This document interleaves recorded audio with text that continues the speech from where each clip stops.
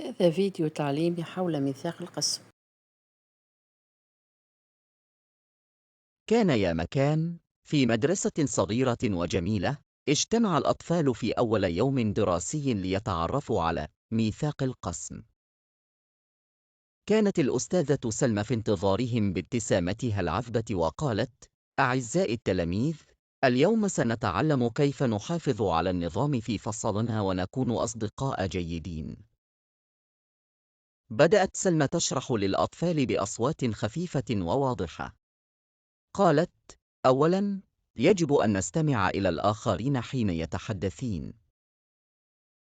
هذا مهم لنحترم من حولنا ونتعلم من بعضنا البعض. الأطفال أومأوا برؤوسهم موافقين. ثم أكملت: ثانياً، يجب أن نحافظ على نظافة الفصل. النظافة جزء من الاحترام لكل من يشاركنا المكان. ابتسمت حميدة وهي طفلة شغوفة بالحفاظ على البيئة، وقالت: نعم، يمكننا جمع القمامة ووضعها في أماكنها الصحيحة. ثم أضافت سلم: ثالثاً، نتفق جميعاً على أن نساعد بعضنا في حل المشكلات والمشاركة في الأفكار.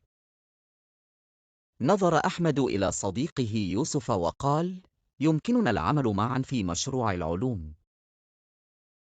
وختمت سلمى حديثها بقولها: وأخيراً، نكون أصدقاء ودودين ونحترم بعضنا البعض مهما كانت الاختلافات بيننا.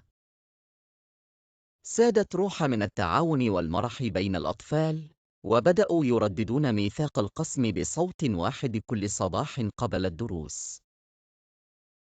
تأكدوا أن تطبيق هذه المبادئ سيجعل الفصل مكاناً أفضل للجميع.